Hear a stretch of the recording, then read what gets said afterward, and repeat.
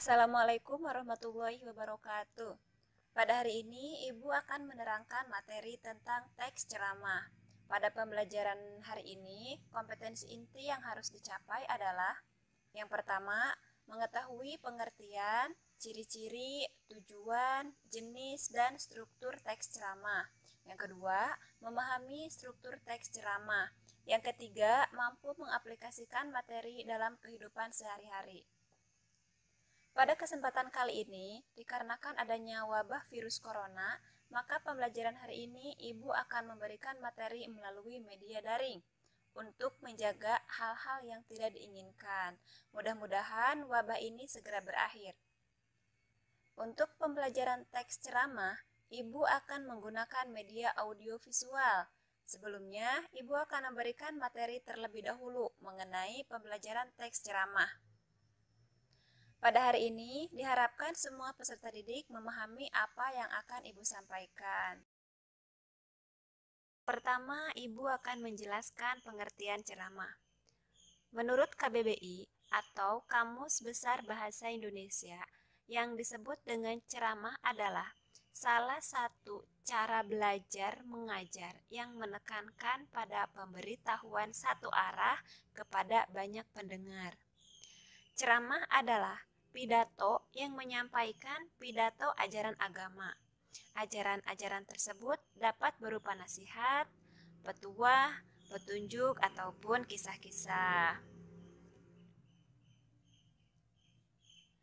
Selanjutnya, Ibu akan menjelaskan unsur-unsur ceramah. Unsur-unsur ceramah dibagi menjadi 5 bagian. Yang pertama, penceramah. Yang kedua, pendengar. Yang ketiga, materi. Yang keempat, metode ceramah. Yang kelima, media ceramah. Penjelasan yang pertama, penceramah. Penceramah adalah orang yang melakukan kegiatan ceramah. Untuk menjadi penceramah, seseorang harus memiliki ilmu yang mumpuni terhadap materi yang diberikan kepada pendengar. Jadi, tidak semua orang bisa menjadi penceramah. Hanya orang-orang tertentu yang bisa melakukan ceramah. Yang kedua, pendengar. Pendengar merupakan penerima nasihat-nasihat dari penceramah.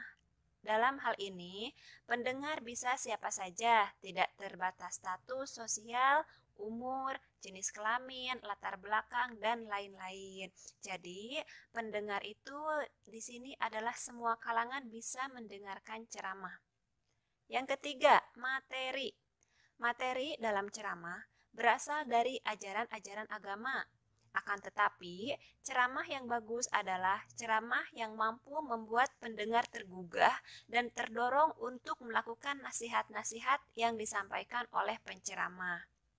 Jadi, jika kita melakukan ceramah, kita tidak bisa hanya memilih materi. Jangan asal memilih materi. Kita harus mencari materi yang sekiranya bisa mendorong seseorang untuk melakukan hal yang baik. Yang selanjutnya atau yang keempat, metode ceramah.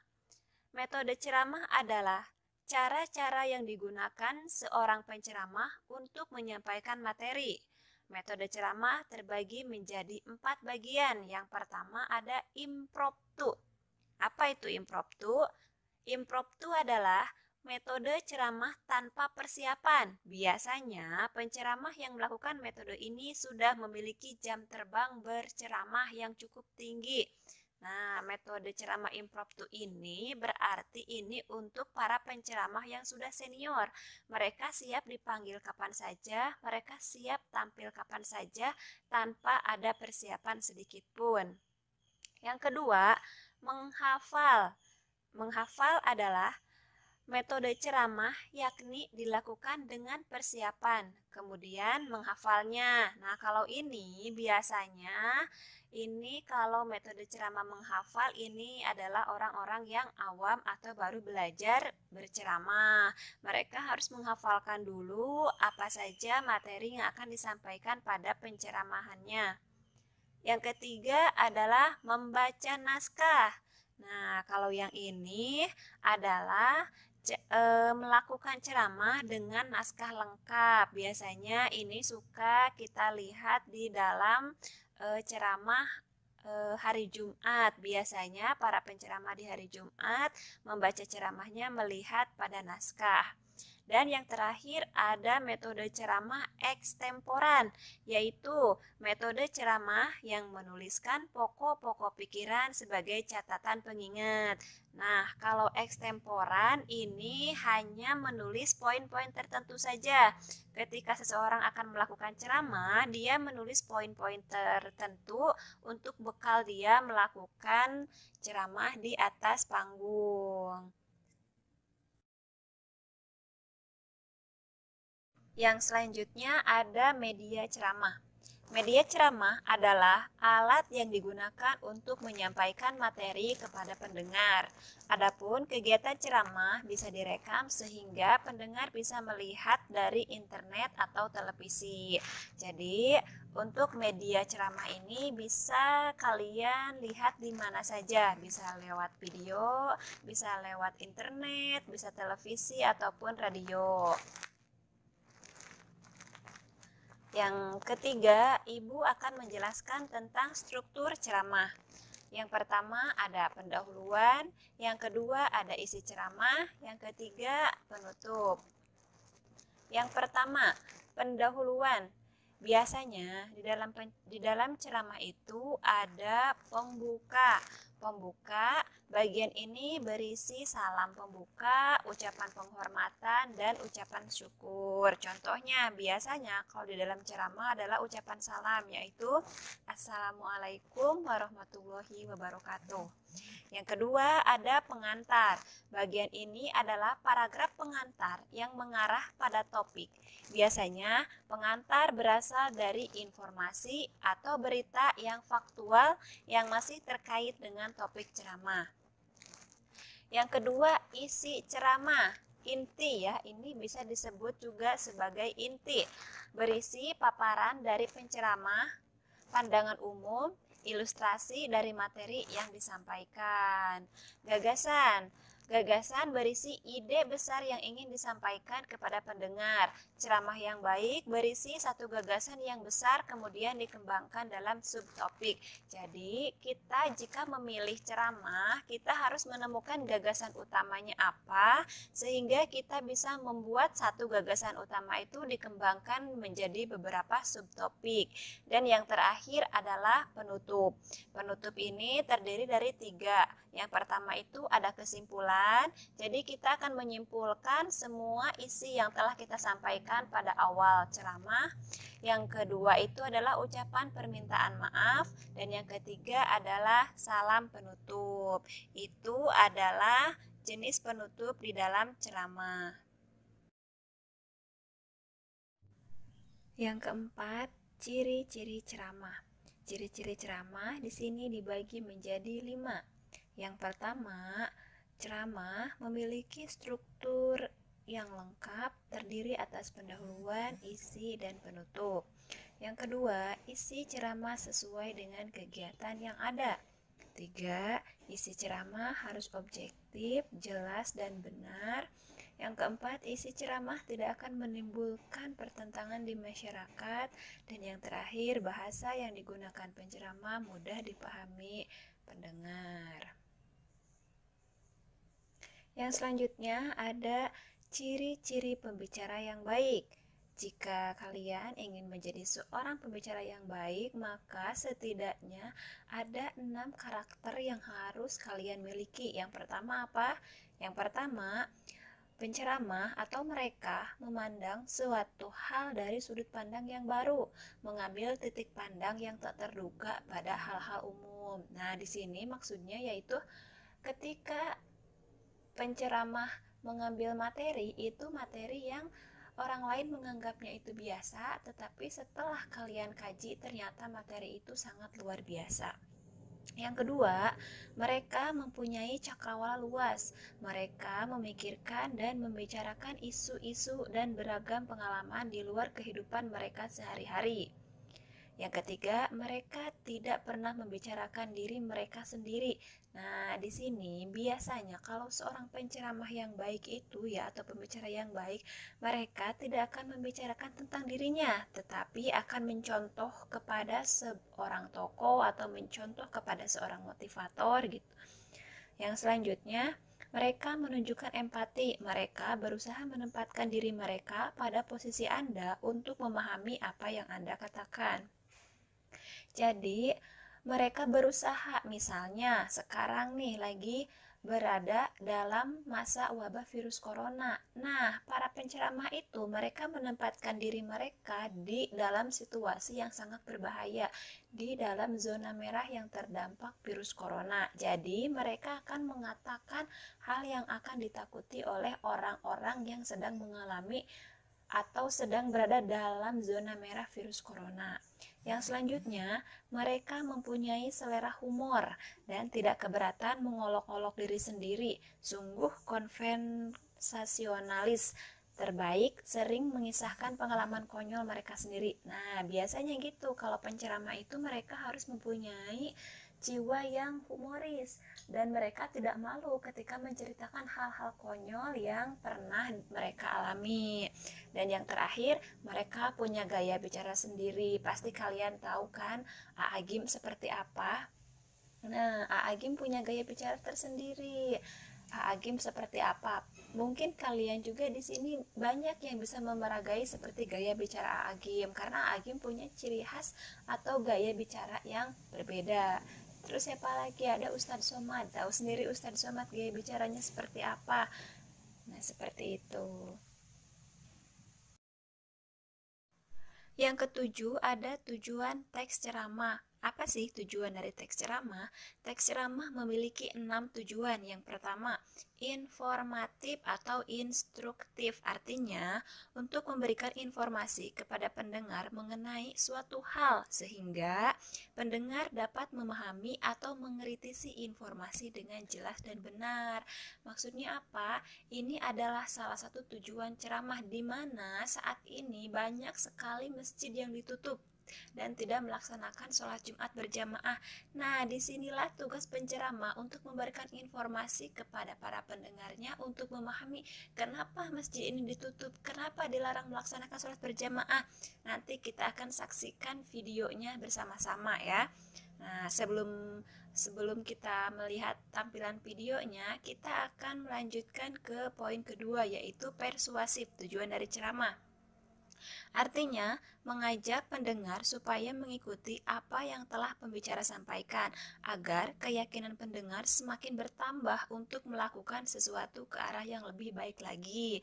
Nah, setelah kita memberikan informasi, lalu kita mengajak para pendengar untuk meyakini apa yang sedang terjadi saat ini dan mereka melakukan apa yang diperintahkan.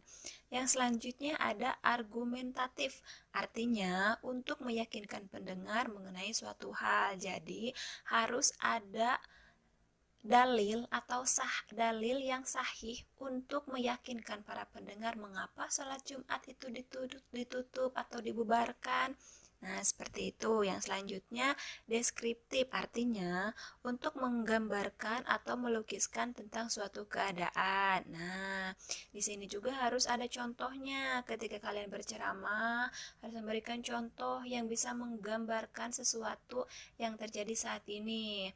Selanjutnya ada kreatif, artinya untuk menghibur atau menggembirakan pendengar agar merasa puas. Nah, selain itu juga harus ada tuh yang bersifat menggembirakannya, harus menghibur. Dan yang terakhir itu naratif, artinya untuk menceritakan sesuatu hal kepada pendengar. Jadi tujuan penceramah itu yaitu menceritakan sesuatu kepada pendengar. Yang pasti yang diceritakannya itu adalah hal-hal yang positif.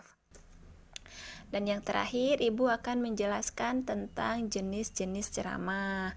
Di sini ceramah itu terbagi menjadi dua. Yang pertama ceramah khusus dan yang kedua ceramah umum. Apa itu perbedaan ceramah khusus dengan ceramah umum? Nah, kalau ceramah khusus di sini kita bisa ambil contohnya seperti ceramah pada bulan Rajab. Ceramah itu menceritakan mengenai kelahiran Nabi Muhammad atau Isra Mi'raj. Semua materi telah Ibu sampaikan. Untuk memperjelas, mari kita simak video berikut ini.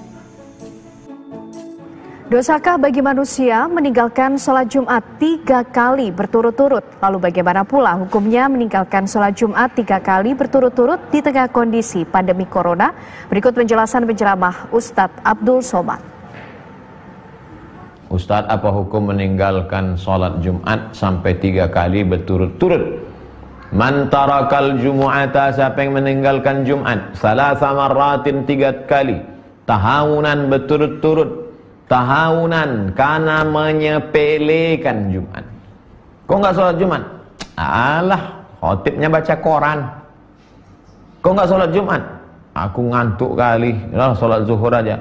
Siapa yang meninggalkan sholat Jumat 3 kali berturut-turut karena menyepelekan sholat Jumat, taba'allahu ala qalbih, dikunci Allah hatinya. Taba'a, surat setelah masuk ke dalam amplop lalu kemudian ditobak, terkunci, tak masuk lagi. Begitulah orang yang meninggalkan sholat Jumat. Tapi Jumat ini kita udah 3 kali nggak sholat Jumat.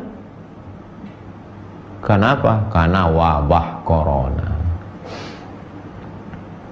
Oleh sebab itu tidak termasuk kita ke dalamnya, karena ada sebab.